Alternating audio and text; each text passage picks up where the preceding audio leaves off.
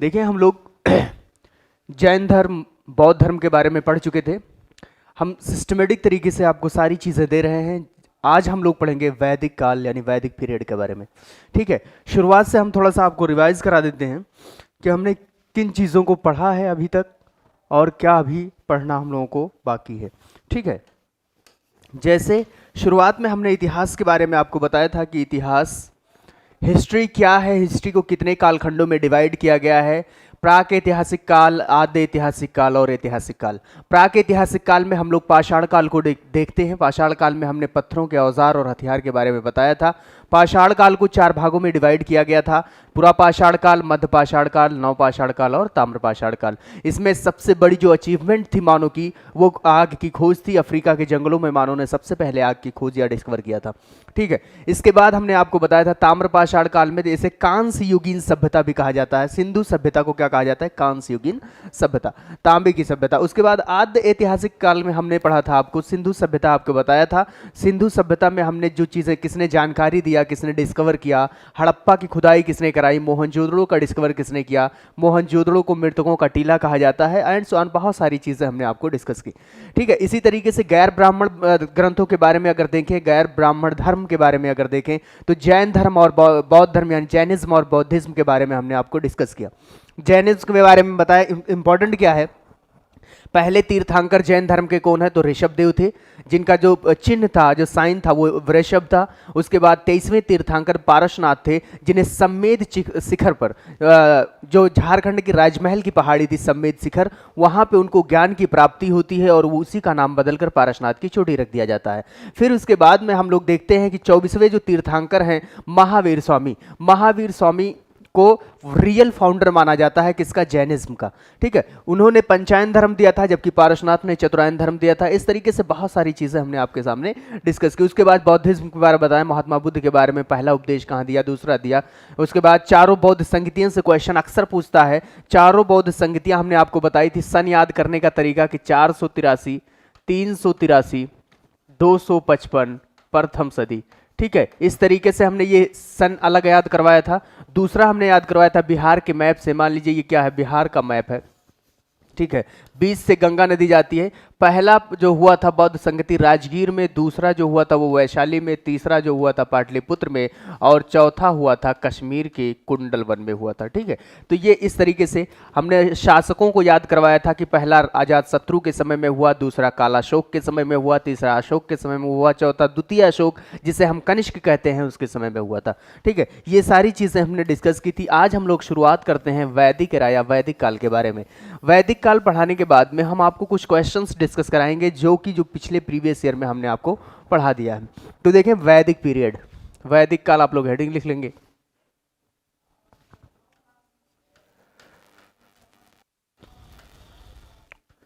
वैदिक काल,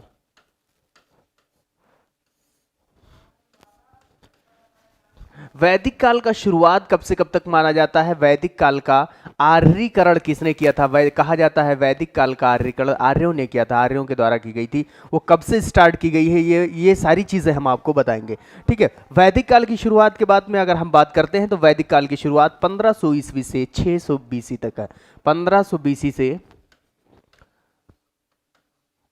1500 बीसी से 600 बीसी तक, ये वैदिक काल का समय है। टाइम पीरियड भी याद रखिएगा आप।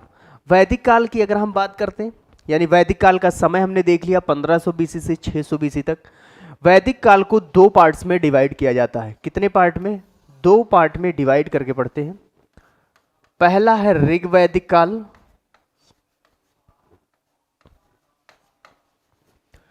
ऋग्वैदिक काल, और दूसरा है उत्तर वैदिक काल।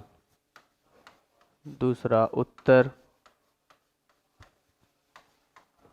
वैदिक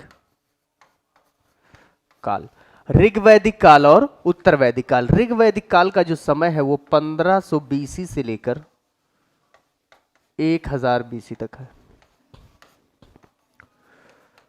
और उत्तर वैदिक काल का जो समय है वो 1000 बीसी से लेकर 600 बीसी तक। ये ध्यान रखिएगा, दोनों का समय ऋग वैदिक काल, उत्तर वैदिक काल। अब आपसे क्वेश्चन पूछेगा कि बताइए ऋग वैदिक काल की जो शुरुआत है इसमें किस चीज की प्रधानता थी और उत्तर वैदिक काल में किस चीज की प्रधानता थी। यानी जो वैदिक काल को दो पार्ट में डिवाइड किया गया, किसके आधार पर किया गया, वंश के आधार पर किया गया या जाति के आधार पर किया गया या काम के आधार पर किया गया, किसके आधार पर इन दोनों को डिवाइड किया गया। तो याद रखेंगे ऋग वैदिक काल का जो डिवाइड जो ऋग वैदिक काल को किया गया है वो कर्म के आधार पर किया गया है। ठीक है, यानी दोनों में जातियों का बंटवारा किया गया तो कर्म के आधार पे किया गया। जातियों का बंटवारा किसके आधार पे, कर्म के आधार पे। तो इसमें लिखेंगे आप ऋग कर्म के आधार पे।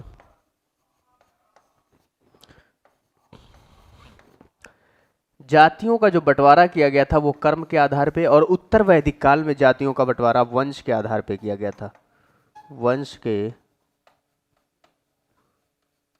आधार पे। ठीक है, तो ध्यान रखेंगे कर्म के आधार पर ऋग वैदिक काल आप जानते हैं, ऋग वैदिक काल में धर्म जात जो जाति थी वो कर्म के आधार पर चार भागों में डिवाइड थी। सबसे ऊपर ब्राह्मण थे, फिर क्षत्रिय थे, फिर वैश्य थे, फिर शूद्र थे। तो इस चीज को हम मेंशन कर देते हैं कि कर्म के आधार पर जातियों का बंटवारा किस तरीके से हुआ था। तो कर्म के आधार पर वैदिक काल में चार तरीके, सबसे ऊपर थे ब्राह्मण, उसके बाद क्षत्रिय, उसके बाद वैश्य, फिर उसके बाद शूद्र थे। तो सबसे ऊपर कौन थे, ब्राह्मण। और इनको क्या चाहिए, तो एजुकेशन कौन प्राप्त करते, सबसे सर्वोच्च, सबसे पहले तो इन्होंने ईश्वर को माना, ईश्वर के बाद किसको माना, तो ब्राह्मण को। ये एजुकेशन मतलब शिक्षा कौन प्राप्त कर सकते थे, सिर्फ और सिर्फ ब्राह्मण प्राप्त कर सकते थे। उसके बाद जो क्षत्रिय थे ये रक्षा करते थे, यानी सैनिक का काम, क्षत्रिय जो थे वो रक्षा करने का काम करते थे।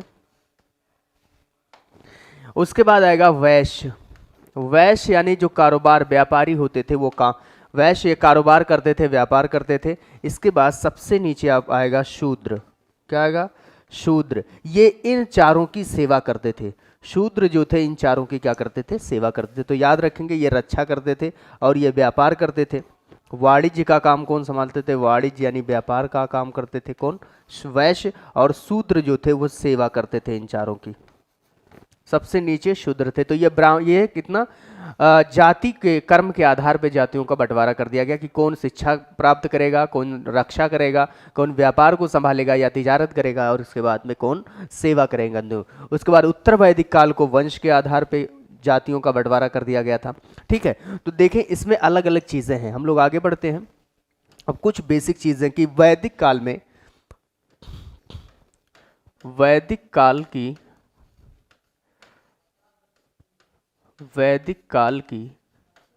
आर्यीकरण किसने किया था, तो आर्यीकरण या वैदिक काल की शुरुआत किसने किया था, तो आर्यीकरण का मतलब आर्यों ने किया था। आर्यीकरण किसने किया, आर्यों ने, आर्य ने। ठीक है, ये ध्यान रखेंगे इस बात को। उसके बाद अब क्वेश्चन आपसे पूछेगा उत्तर वैदिक काल की यानी उत्तर भारत की स्थापना किसने किया और दक्षिण भारत की स्थापना किसने किया। उत्तर भारत, हम यहां मैप बनाकर आपको बता दे रहे हैं कि उत्तर भारत और दक्षिण भारत में स्थापना के बारे में जो डिफरेंस है।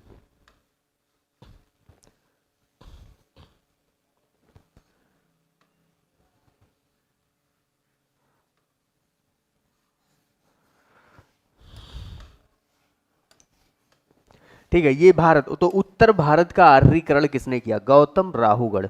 याद रखेंगे उत्तर भारत का आर्यीकरण किसने किया था, तो गौतम राहुगढ़ ने किया था। ये उत्तर भारत की अगर हम बात करें आर्यीकरण किसने किया, तो गौतम राहुगढ़।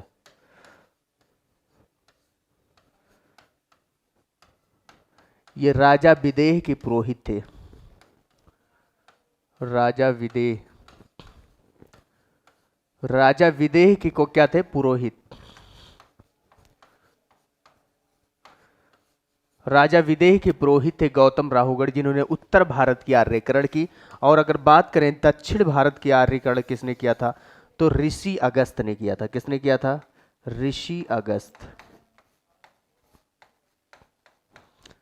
दक्षिण भारत की आर्यीकरण किसने किया था, तो ऋषि अगस्त ने किया था। ये दोनों पॉइंट इंपॉर्टेंट हैं, दोनों पॉइंट आप याद रखेंगे। ठीक है, फिर उसके बाद दक्षिण भारत, आर्य अपने आप को श्रेष्ठ मानते थे क्योंकि उनकी भाषा क्या थी, संस्कृत थी। तो ध्यान रखेंगे कुछ पॉइंट यहाँ पे हम लिखते जाते हैं कि आर्यों की भाषा क्या थी। आर्यों से बहुत क्वेश्चन पूछता है, आर्यों की भाषा, आर्यों की भाषा कैसी थी? संस्कृत थी, इसलिए अपने आप को क्या मानते थे? श्रेष्ठ मानते थे, और भारतीयों को तुच्छ मानते थे, निम्न मानते थे। ठीक है, यहाँ पे गविष्टि कार्यक्रम होता था, ये भी पूछा जाता है। गविष्टि जो कार्यक्रम, यानी अगर किसी की गाय गायब हो जाती थी तो उसे ढूंढने के लिए राजा को, यानी राजा को दिया जाता था, सौंप दिया जाता था, उस काम को कहा जाता है गविष्टि। ठीक है, गायों को ढूंढने की प्रक्रिया, गायों को ढूंढने की क्रिया को क्या कहा जाता है? गविष्टि कहा जाता है। ध्यान रखेंगे, यहाँ कृषि और पशुपालन भी था। उसके बाद ये आर्य कहाँ से आए थे, ये भी क्वेश्चन पूछता है। तो आर्य जो है वो मध्य एशिया से आए थे। आर्य कहाँ से आए थे? आर्य जो है वो मध्य एशिया से आए थे, और कहाँ पे आकर बसे थे? सप्त सैंधो प्रदेश, सप्त सैंधो प्रदेश, सप्त सैंधो प्रदेश। ये सप्त सैंधो प्रदेश में कौन कौन से आते हैं? तो पंजाब और हरियाणा, पंजाब प्लस हरियाणा। सप्त सैंधो प्रदेश में कौन कौन आते हैं? तो पंजाब प्लस हरियाणा आता है। ध्यान रखेंगे, पंजाब में 5 नदियां, हरियाणा में 2 नदियां, दोनों मिलकर 7 नदियां बन जाती हैं। तो सप्त सैंधो प्रदेश कहा जाता है। मध्य एशिया से आए थे, और कहाँ पे आए थे? तो सप्त सैंधो प्रदेश में, जो पंजाब और हरियाणा एरिया का मतलब क्षेत्र है। ये आपने देख लिया। पशुपालन इनका क्या था? यानी एरीगेशन था, एग्रीकल्चर था, कृषि था। ध्यान रखेंगे। और इसके बाद गविष्टि ये कार्यक्रम किया जाता था। यहाँ के लिए कोई मतलब युद्ध होती थी, किसके लिए? युद्ध का प्रावधान। जैसे सिंधु सभ्यता में युद्ध के बारे में कोई साक्ष्य नहीं मिला, लेकिन आप याद रखेंगे कि वैदिक काल में युद्ध का प्रावधान होता है, लेकिन किसके लिए? गविष्टि के लिए युद्ध होता था, लेकिन किसके लिए? गविष्टि के लिए होता था। अब वैदिक काल से बहुत सारी चीज़ें निकल के आती हैं कि वैदिक काल में एक पंचायत लगती थी, जो 3 तरीके के पंचायत होते थे। उन तीनों तरीकों में पंचायत में अलग अलग मीटिंग्स होती थी। उन मीटिंग्स का नाम आप देखें तो वैदिक काल के पंचायत को क्या कहा जाता है? वैदिक काल के पंचायत, वैदिक काल की पंचायत 3 तरीके से गठित होती थी। एक में साधारण लोग रहते थे, एक में थोड़ा सा जिसको कहते हैं मतलब सज्जन लोग, या थोड़ा सा अपर ग्रेड के लोग रहते थे, और दूसरा एक इंपॉर्टेंट लोगों का समूह था, जिसको 3 नामों से। तो पहला है सभा, पहला क्या है? सभा। दूसरा है समिति, और तीसरा है विदत। सभा, समिति और विदत, ये 3 प्रकार के पंचायत की बात करता है। जैसे क्वेश्चन एक बार पूछा था, खाप पंचायत कहाँ की है, यानी कहाँ के पंचायत को खाप पंचायत कहा जाता है? तो ध्यान रखेंगे, वो हरियाणा के पंचायत को, हरियाणा के पंचायत को खाप पंचायत कहा जाता है। हम बात कर रहे थे कि वैदिक काल में पंचायत के बारे में, तो वैदिक काल से याद रखिएगा, सभा ये साधारण लोगों के समूह को हुआ था।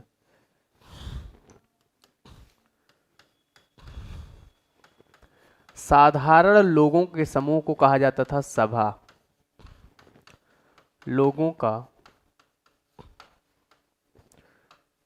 साधारण लोगों के समूह को क्या कहा जाता था? सभा कहा जाता था। समिति ये संभ्रांत लोग, एक बार क्वेश्चन पूछा था, संभ्रांत लोगों के समूह को वैदिक काल में क्या कहा जाता था? संभ्रांत का मतलब उच्च लोग, संभ्रांत लोगों यानी उच्च लोगों के समूह को क्या कहा जाता था? तो समिति कहा जाता था। संभ्रांत लोगों का क्या है? समूह। फिर विदत जो है, ये इंपॉर्टेंट जो लोग थे, जो हाई लेवल के थे, यानी इंपॉर्टेंट, इसकी विदत की चर्चा इंपॉर्टेंट है, ये इंपॉर्टेंट लोगों का समूह था। इसकी चर्चा 122 बार है। इंपॉर्टेंट लोगों का समूह था, यानी महत्वपूर्ण लोगों का समूह था, महत्वपूर्ण लोगों का समूह था। इसकी चर्चा कितनी बार है?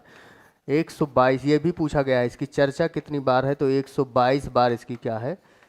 चर्चा है। वैसे अगर देखा जाए तो सभा की चर्चा कितनी 8 बार है, और समिति की चर्चा 9 बार है। इसकी चर्चा कितनी बार है? 8 बार है। और समिति की चर्चा 9 बार है।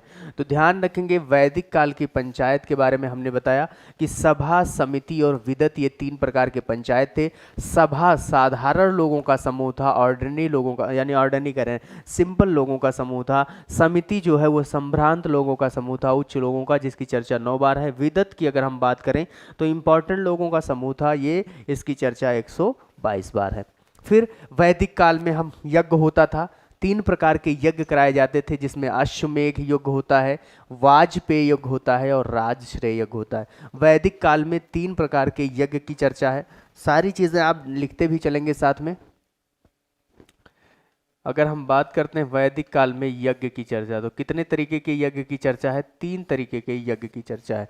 पहला है अश्वमेघ। अश्वमेघ जो यज्ञ है उसमें राजा जो होता था वो घोड़े को छोड़ देता था, और वो घोड़ा जहां तक जाता था वो एरिया राजा का। अगर उस घोड़े को कोई पकड़ लिया तो राजा उससे युद्ध करता था, और फिर युद्ध में डिसाइड होता था कि कौन उसे युद्ध में हराता था या जीतता था। तो उसके बाद डिसाइड होता उस जमीन किसका होगा। उसके बाद होगा अश्वमेघ यज्ञ, वाजपेय यज्ञ, वाजपेय, राजश्रेय, राजश्रेय। ठीक है, ये 3 प्रकार के यज्ञ होते थे। ये दोनों यज्ञ अगर कहा जाए तो अभी भी देखने को मिलते हैं कि राजा अपनी शक्ति प्रदर्शन के लिए कौन सा युद्ध करवाता था? तो वाजपेय युद्ध। शक्ति प्रदर्शन अभी भी आप देखे होंगे, 15 अगस्त 26 जनवरी को क्या होता है? शक्ति प्रदर्शन होता है। तो राजा अपनी शक्ति को, यानी मतलब वो तो नॉर्मल हाँ समझाने के लिए कह रहे हैं कि ये चीज़ें देखी जा सकती हैं कि जो राजा होता है अपनी शक्ति को प्रदर्शन करता है, प्रदर्शन करने के लिए कौन सा यज्ञ करवाता है? वाजपेय यज्ञ। ये होता था, हमने ये भी बता दिया। अश्वमेघ यज्ञ का होता था कि ये घोड़े को छोड़ा जाता था, और घोड़ा जहां तक जाता था वो एरिया राजा का। घोड़े को छोड़ दिया जाता था, और जहां तक ये एरिया जाता था वो राजा का हो जाता था। राजश्रेय यज्ञ भी होता था। ठीक है, यह राज्याभिषेक, जब राजा का क्या होता था? राज्याभिषेक, यानी शपथ ग्रहण करता था। ध्यान रखेंगे अभी भी ये होता है, शपथ ग्रहण करते हैं।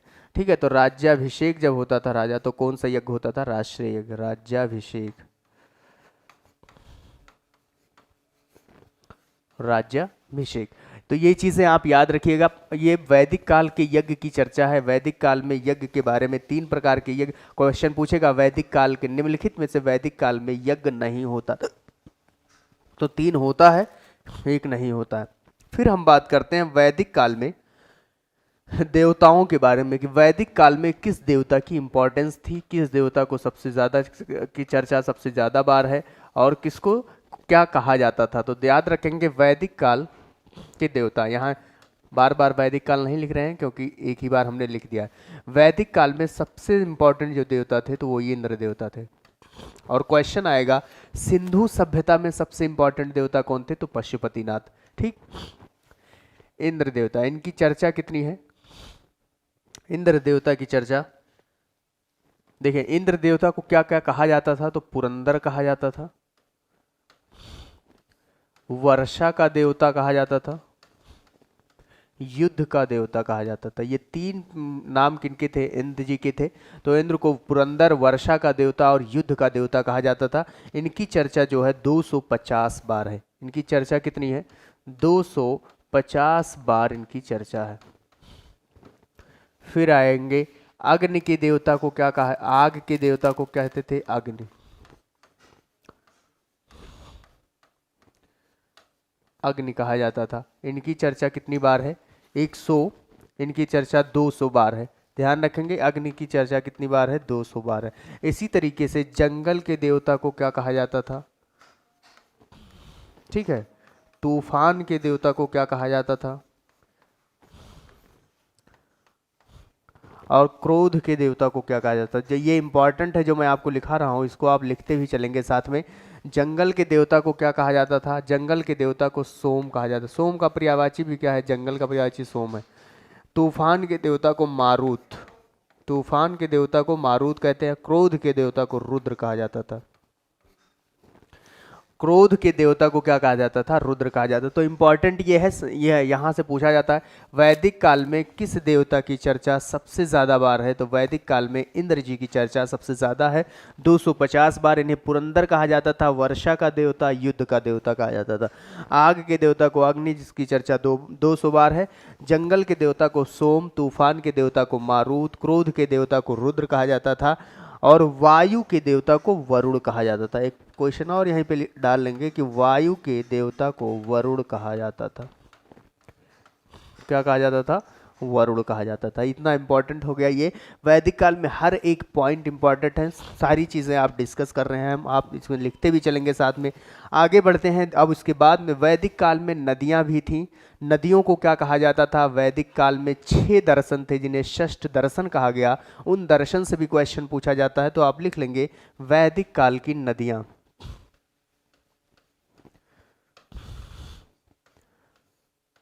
वैदिक काल की नदियाँ।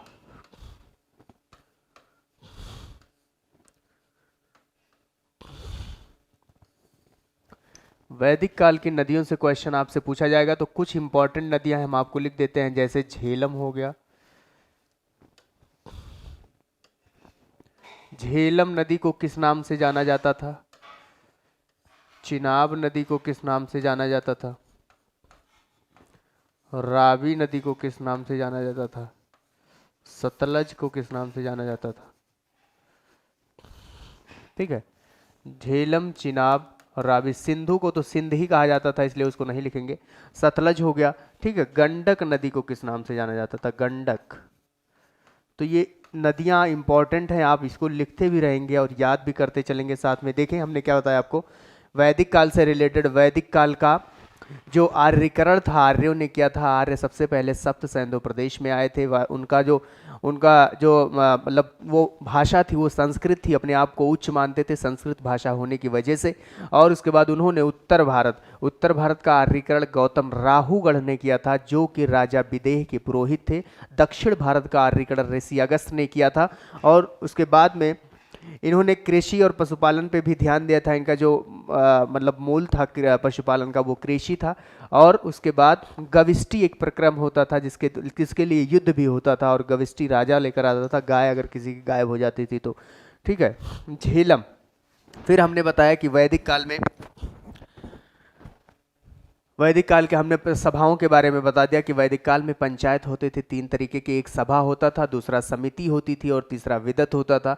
सभा साधारण लोगों का समूह था जिसकी चर्चा 8 बार है। समिति जो थी संभ्रांत लोगों का, उच्च लोगों का समूह था जिसकी चर्चा 9 बार है। और विदत जो होती थी सबसे इंपॉर्टेंट मीटिंग होती थी जिसकी चर्चा 122 बार है। फिर हमने बताया वैदिक काल में देवताओं के बारे में। हमने बता दिया कि वैदिक काल में किस देवता को किस नाम से जाना जाता था। आगे हम लोग देखते हैं वैदिक काल की नदियों के बारे में।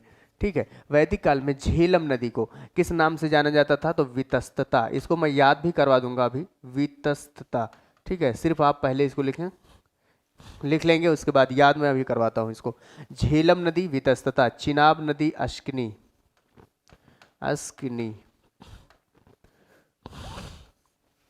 रावी, पृषणी, सतलज, शत्रुदी, गंडक, सदा नीरा। तो ये नदियां हैं। और उसके बाद बहुत सारी नदियां हैं, जैसे अगर सिंधु कहा जाए तो सिंधु को, यानी सिंधु नदी को सिंध के नाम से जाना जाता था। इस तरीके से हमने आपको ब्यास नदी एक लिख लीजिए कि विपाशा। ब्यास को क्या कहा जाता था? विपाशा। ब्यास नदी को विपाशा। ठीक, याद कैसे होगा ये आप देखें इसमें। देखें, झेलम नदी को वितस्तता आप कैसे याद करेंगे? झेलम से याद रखिएगा, झेलना, यानी वो लोग बहुत झेलते रहते हैं किसी भी मामले में, जो व्यस्त रहते हैं। तो ऐसे याद रखेंगे, वितस्तता मतलब जिनकी व्यस्तता सबसे ज़्यादा है वो झेलते रहते हैं। तो झेलम नदी, वितस्तता। देखो, आब का मतलब होता है पानी। चिन आब लिखा है ना, चिन आब, चिनाब। आब एक फारसी वर्ड है जिसका मतलब होता है पानी। आब का मतलब क्या है? पानी है, जल है। ठीक है, जैसे एक नदी है तो उसको आब बोलेंगे, 2 नदी है तो उसको क्या बोलेंगे? 2 आब। दोआब, आप नाम सुने होंगे दोआब का। दो नदियों के बीच का क्षेत्र दोआब कहलाता है। दो नदियां, तीन नदियों के क्षेत्र को त्रियाब कहा जाएगा, चार नदियों के क्षेत्र को चतुर्थाब कहा जाएगा। इसी तरीके से पांच नदियों के क्षेत्र को पंच आब, जिसे हम पंजाब बोलते हैं। वर्तमान में पंजाब में तीन ही नदियां हैं, लेकिन पुराने पंजाब जो पहले पंजाब था उसमें पांच नदियां थीं। कौन कौन? झेलम, चिनाब, रावी, सतलज, ब्यास। ये पांच नदियों का क्षेत्र पंजाब कहलाया। उसी तरीके से याद रखेंगे चिनाब मतलब आब का मतलब पानी, और यहाँ लिखा है अश्क, अश्क का मतलब भी होता है पानी। तो चिनाब से अश्कनी याद रखिएगा, पानी से पानी को कोरिलेट कर दीजिएगा, ठीक है। चिनाब का मतलब क्या हो जाएगा? पानी, ठीक है। और ये हो जाएगा अश्क का मतलब भी क्या होता है? पानी ही होता है। फिर आ जाए रावी। देखो रावी से याद रखेंगे रवि। रवि किसका नाम हो सकता है? किसी पुरुष का, महिला का नहीं। तो रावी का मतलब पुरुषणी याद रखिएगा, रवि या रावी पुरुषनी। सतलज से शत्रुदी, सा से सतलज, सा से शत्रुदी, तो इसको नॉर्मल याद कर सकते हैं। गंडक, जो लोग गंडक वगैरह ज्यादा पहनते हैं वो हाँ सदा नीरस रहते हैं, सदा नीरा। गंडक का याद रखेंगे सदा नीरा, ठीक है। ये याद करवाने के लिए हमने आपको बताया, जो कैसे याद हो गया होगा आपको। और ये ब्यास विपाशा, ब्यास से याद रखिएगा विपाशा, ठीक। कि वितस्तता, जिसकी व्यस्तता सबसे ज्यादा होती है वो झेलते रहते हैं। दूसरा हमने याद कराया अश्किनी, यानी चिन आब, आब से और अश्क से को रिलेट कर देंगे। रवि एक पुरुष का नाम हो सकता है। सतलज शत्रुद्वी, गंडक पहनते हैं सदा नीरस रहते। ब्यास विपाशा, ये नदियों के बारे में हमने आपको बता दिया। फिर इसके बाद में आएगा षष्ठ दर्शन। वैदिक काल में छह दर्शन थे जिसका नाम था षष्ठ दर्शन। वैदिक काल के, वैदिक काल के दर्शन कितने थे? तो छह दर्शन थे, जिन्हें क्या कहा गया? षष्ठ दर्शन, षष्ठ दर्शन कहा गया। अब इन षष्ठ दर्शन में याद रखेंगे पहला नंबर, दूसरा हम यहाँ पे लिख देते हैं आपको, तीसरा इसको भी हम याद करवा देंगे। बस आप अपना प्रेजेंटेशन बनाए रहे हैं, आप अपना 100% दीजिए। You give your 100%, the result या the outcome will be definitely, ठीक है। 1 2 3 4 5 6 कहने का मतलब षष्ठ दर्शन उन्होंने दिया था। तो पहला दर्शन, दूसरा दर्शन, तीसरा। पहला हम लिख देते हैं सांख्य दर्शन, इसको आप लिखेंगे, सारी चीजें हम याद करवा देंगे। सांख्य दर्शन किसने दिया? दर्शन। दूसरा याद रखेंगे सांख्य दर्शन से योग दर्शन, योग दर्शन। तीसरा याद रखेंगे योग दर्शन हो गया। उसके बाद वैश्विक दर्शन, वैश्विक दर्शन। उत्तर मीमांसा,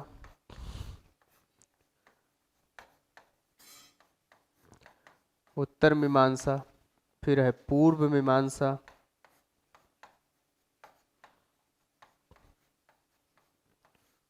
उत्तर मीमांसा, पूर्व मीमांसा, और एक लिख लेंगे न्याय दर्शन, न्याय दर्शन। देखें कैसे इसको याद करवाते हैं।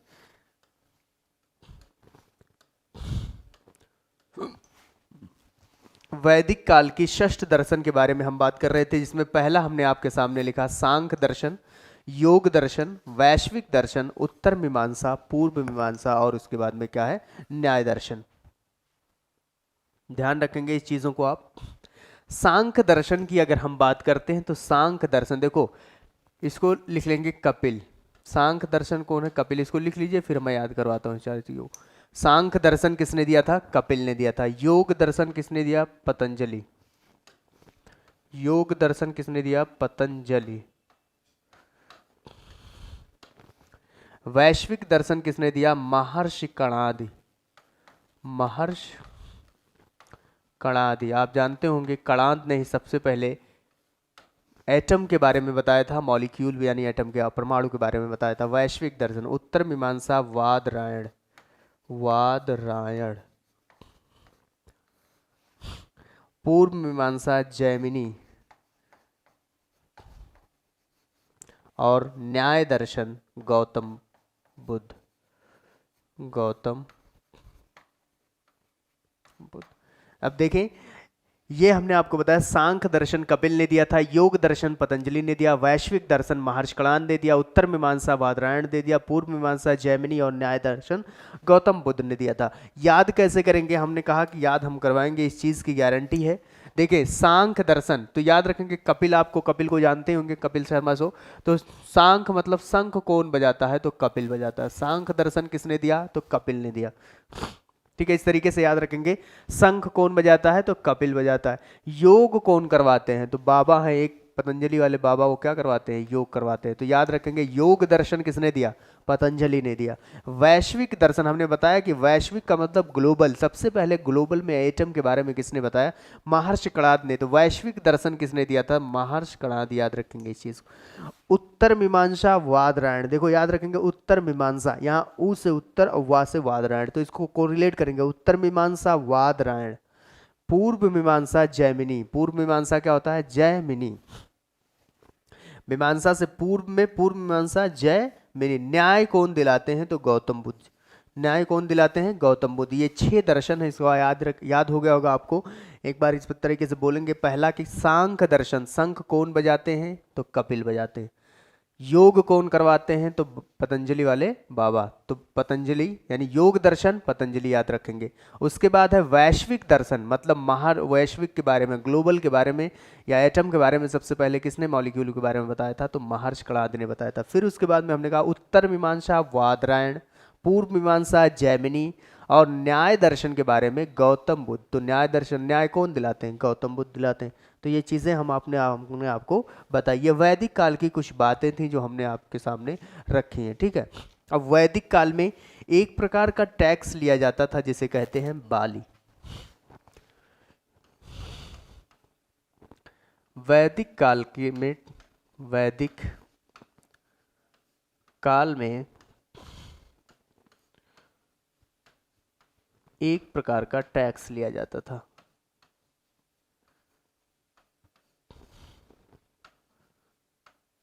कर, कर का मतलब क्या हो जाएगा? टैक्स, जिसे क्या कहा जाता है? बाली। वैदिक काल में एक प्रकार का टैक्स लिया जाता था, इसे बाली कहते हैं। लेकिन वैदिक काल में बलि नहीं दी जाती थी, पशुओं की बलि, और देवताओं को खुश करने के लिए पशुओं की बलि दी जाती थी। ठीक है, गाय को खोजने के लिए हमने ये भी बताया आपको कि गाय के लिए युद्ध होता था जिसे गविष्टि कहा गया।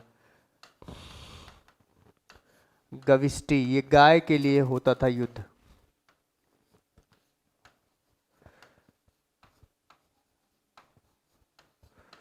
गाय के लिए युद्ध होता था जिसे क्या कहा गया? तो गविष्टि कहा गया। ठीक है, दूसरा हम यहाँ पे लिखेंगे उनकी जो यानी कृषि थी, जो वो थी पशुपालन, एनिमल हस्बेंड्री, पशुपालन।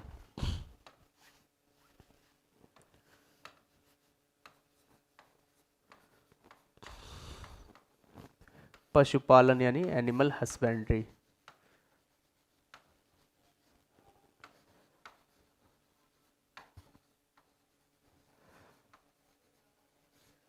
एनिमल हस्बेंड्री यानी पशुपालन हुआ था। देखें, गांव में वैदिक काल में जो छोटे गांव थे उन्हें ग्रामिक कहा जाता था। छोटे गांव के मालिक को क्या कहा जाता था? ग्रामिक।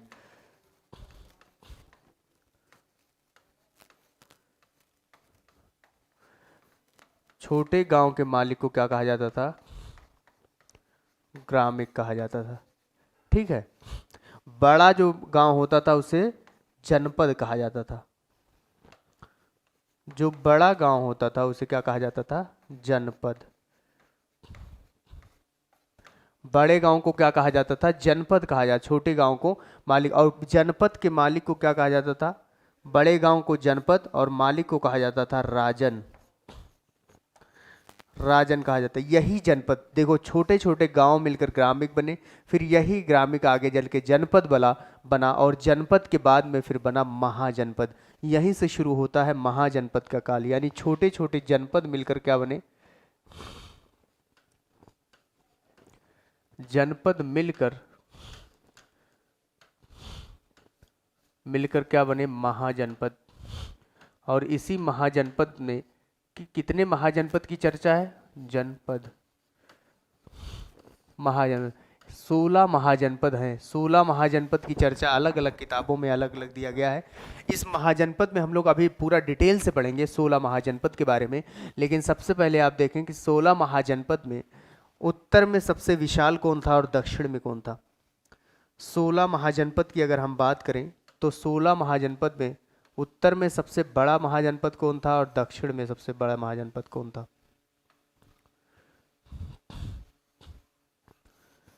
ये हो गया भारत। ठीक है, उसके बाद देखें उत्तर में जो सबसे बड़ा महाजनपद था वो यहाँ पे आप याद रखेंगे, उत्तर में मगध था। मगध उत्तर का सबसे बड़ा महाजनपद क्या था, मगध महाजनपद। और दक्षिण में था माहेशमती। आप वो मूवी देखे होंगे माहेशमती। ठीक है, तो यहाँ पे लिख सकते हैं हम उत्तर में सबसे बड़ा महाजनपद और दक्षिण में सबसे बड़ा। वैसे तो 16 महाजनपद हैं, तो 16 महाजनपद के बारे में तो नहीं, लेकिन इन दोनों महाजनपद के बारे में हमें विशेष कर से पढ़ना है। वैसे मगध जब पढ़ाएंगे तो मगध पर शासन करने वाले 7 राजवंश हैं, यहीं से शुरू होता है। हर्यक वंश, सुनाग वंश, नंद वंश, मौर्य वंश, कर्णो वंश, सातवाहन वंश, 7 वंशों के बारे में। तो ये महाजनपद उत्तर में कौन सा था, तो मगध महाजनपद, मगध महाजनपद। और दक्षिण में था माहेशमती। दक्षिण में कौन था, माहेशमती। याद रखेंगे ये चीज़ें, बाहुबली में इस चीज़ की चर्चा दिखाया गया है, सारी चीज़ें। ठीक, तो अब इसमें क्या है कि महाजनपद की चर्चा किन ग्रंथों में है, किन बौद्ध ग्रंथ में है, किन जैन ग्रंथ में है। तो 2 चीज़ें याद रखिएगा, महाजनपद की जो चर्चा है वो 2 पुस्तकों में बताया गया महाजनपद का। पहला एक बौद्ध ग्रंथ है अंगुत्तर निकाय। हमने जब बौद्ध ग्रंथ पढ़ा रहे थे तो आपको बताए थे अंगुत्तर निकाय, ये बौद्ध ग्रंथ है, बौद्ध ग्रंथ। और भगवती सूत्र, भगवती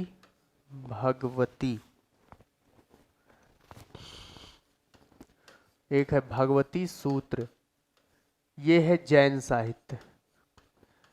ठीक है, तो जैन और बौद्ध साहित्य यानी अंगुत्तर निकाय और भगवती सूत्र में किसकी चर्चा है, तो याद रखेंगे इस चीज को, महाजनपद की चर्चा है। किसकी चर्चा है, महाजनपद की चर्चा है। तो 2 इंपॉर्टेंट है ये, बौद्ध ग्रंथ में को किस, यानी किस बौद्ध ग्रंथ में महाजनपद की चर्चा है, अंगुत्तर निकाय में। किस जैन ग्रंथ में महाजनपद की चर्चा है, तो भगवती सूत्र में। और किस महाजनपद की, 16 महाजनपद की चर्चा।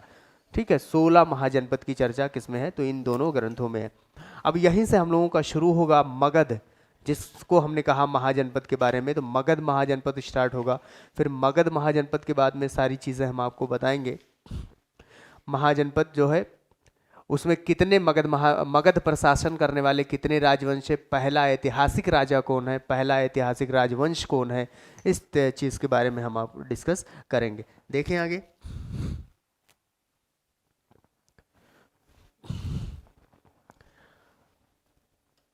आगे हम लोग बढ़ते हैं। महाजनपद, हेडिंग लिख लेंगे आप, महाजनपद काल।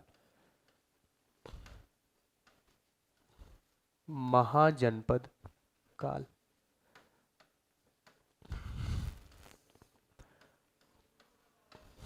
महाजनपद काल।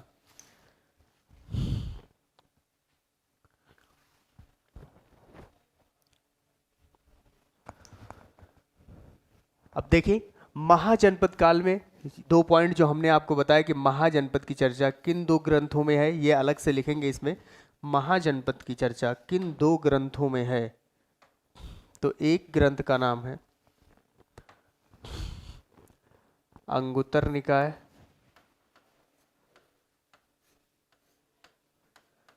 अंगुत्तर निकाय, और दूसरे जैन साहित्य है भगवती सूत्र।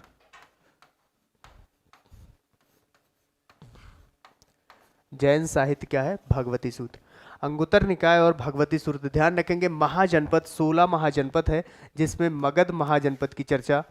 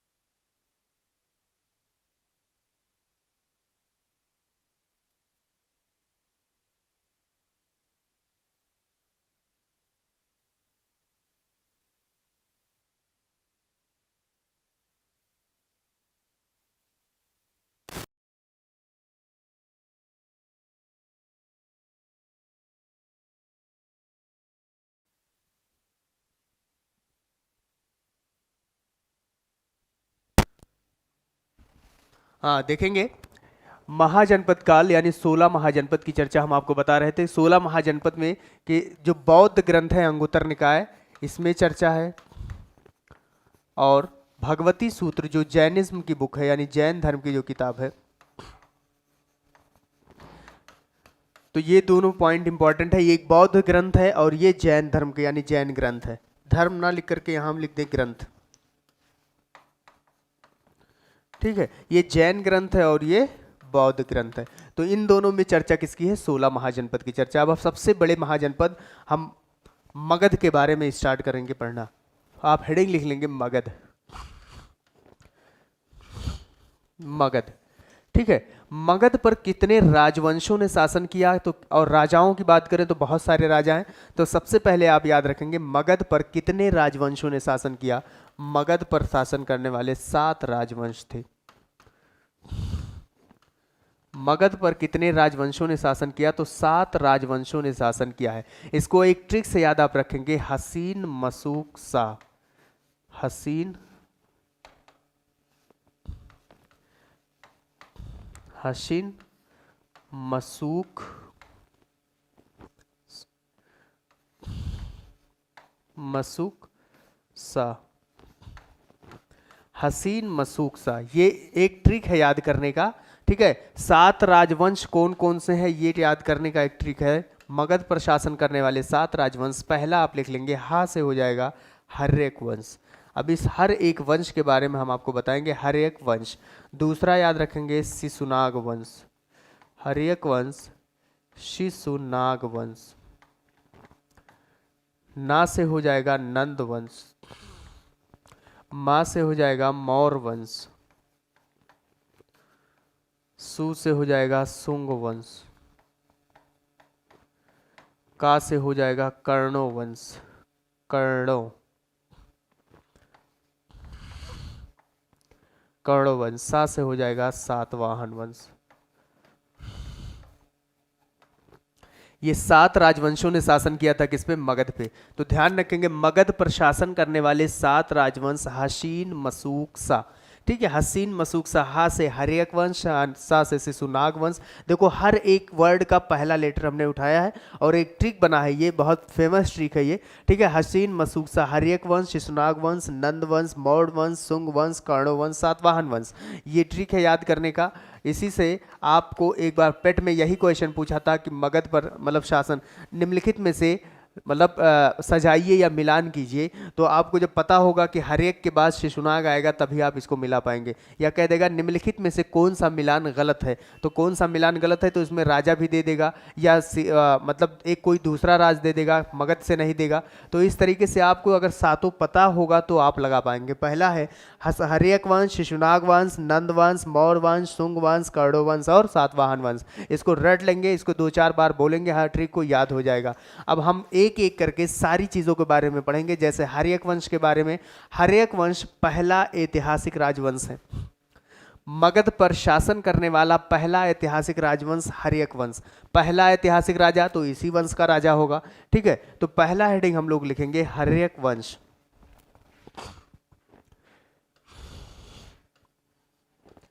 हर्यक वंश। जहां से क्वेश्चन पूछता है मैं वहां पे मेंशन भी करता चलूंगा, साथ में आप लोग लिखते भी चलेंगे। इसमें हर्यक वंश के बारे में बात करते हैं तो इसमें ये पहला ऐतिहासिक राजवंश है, पहला ऐतिहासिक राजवंश।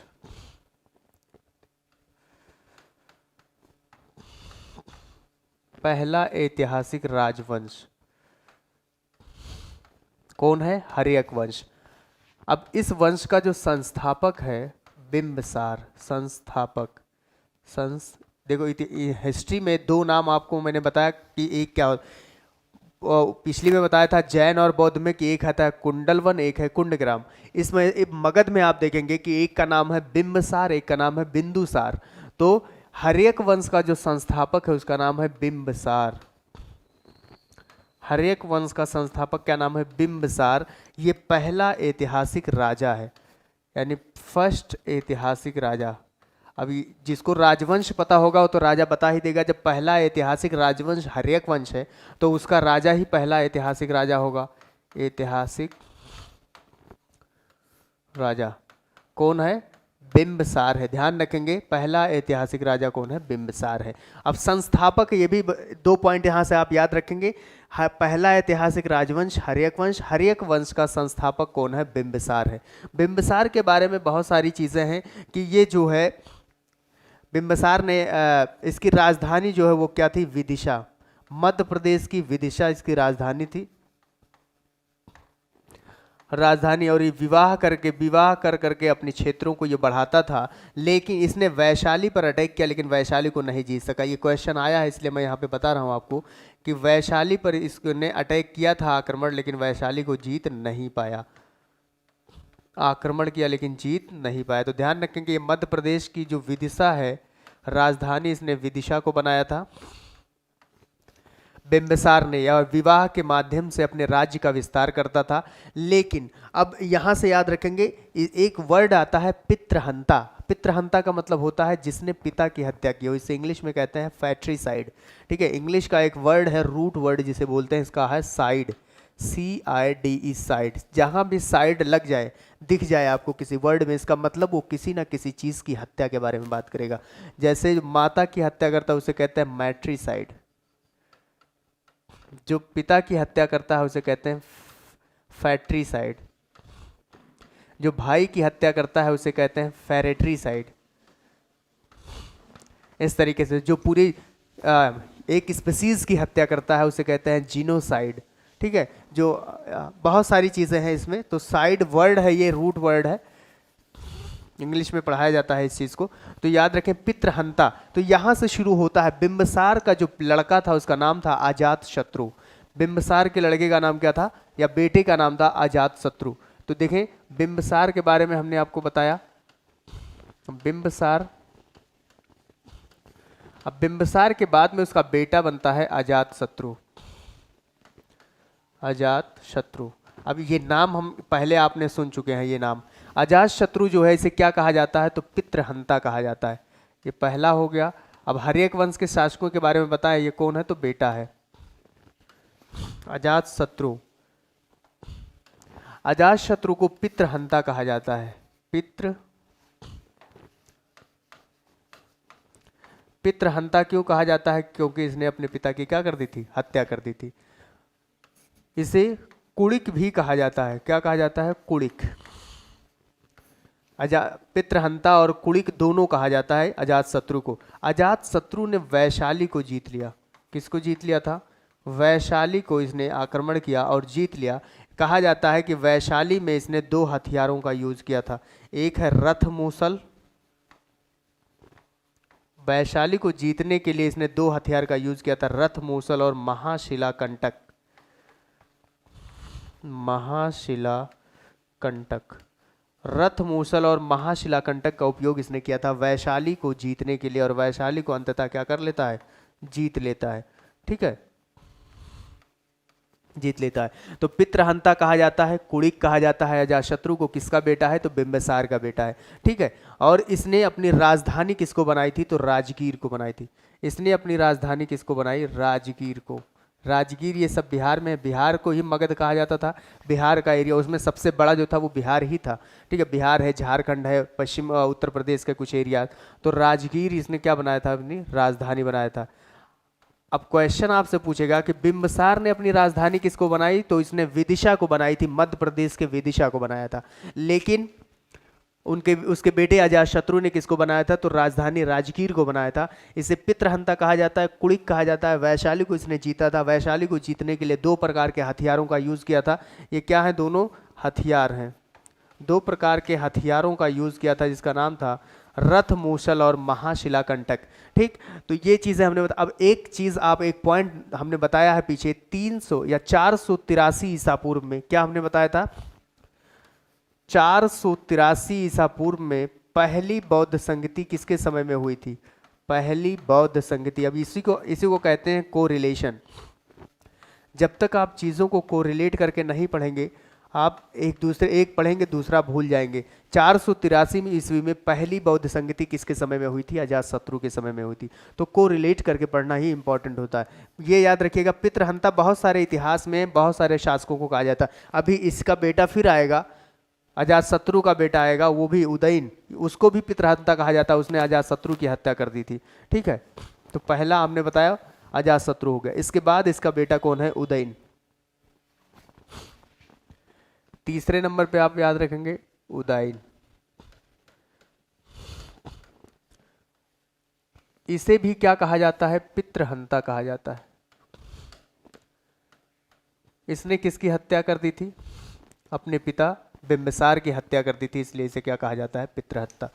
बिंबिसार की हत्या किसने की थी? उसी के बेटे किस उदयन ने किया था। और इसने देखो, उदयन ने ही सबसे पहले एक शहर बसाया था जिसका नाम था पाटलिपुत्र।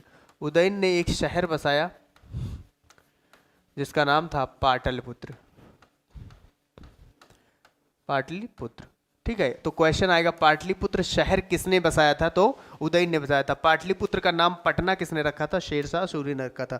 तो ध्यान रखेंगे उदयन से। फिर उसके बाद में उदयन का बेटा आता है कौन? उदयन का बेटा आएगा इसमें नागदशक, जो कि उदयन का बेटा नागदशक है, ये अयोग्य शासक है। नागदशक ये अंतिम शासक है किसका? हर्यक वंश का अंतिम शासक है। अंतिम शासक हर्यक वंश का अंतिम शासक नागदशक है। ये भी क्वेश्चन पूछता है कि किस वंश का अंतिम शासक कौन है। और इसका एक सेनापति था जिसका नाम था शिशुनाग। सेनापति, अब देखें यहाँ से किस तरीके से कोरिलेशन इंपॉर्टेंट होता है। सेनापति का नाम था शिशुनाग। और एक बात ये भी ध्यान रखिएगा कि जब नागदशक एक अयोग्य शासक था, कैसा था? अंतिम शासक था और अयोग्य शासक था। और अयोग्य होने के नाते जब कोई अयोग्य होता है या कम जानकार होता है ये चीज़ों में, तो उसका जो मतलब सेक्रेटरी या जो भी चीज़ उसके करीब में जो होते हैं उसका फ़ायदा उठाने लगते हैं। तो उसका सेनापति था, शिशुनाग था, और शिशुनाग ने ही नागदशक की क्या कर देती है? हत्या कर देती है। ये हत्या कर देता है, देती है नहीं, ठीक है। ना अयोग्य शासक था। नागदशक की हत्या किसने किया? शिशुनाग ने। और शिशुनाग ने एक नया वंश की स्थापना की जिसका नाम था शिशुनाग वंश। तो यहीं से इंपॉर्टेंट है, हर एक का अंतिम शासक उसके अपने, हर एक का अंतिम सेनापति उसके अंतिम शासक की हत्या करेगा और अपनी एक वंश बसाएगा, उसका नाम अपने नाम पे रखेगा। तो ध्यान रखेंगे शिशुनाग वंश जो है वो नागदशक की हत्या के बाद में उसने किया था। तो इतनी चीज़ें आपको समझ में आएंगी जो चीज़ें यहाँ पे हमने आपको बताया है। देखिए, ये हम रिवाइज कर देते हैं एक बार सारी चीज़ें कि हमने आज कहाँ से स्टार्ट किया था पढ़ना।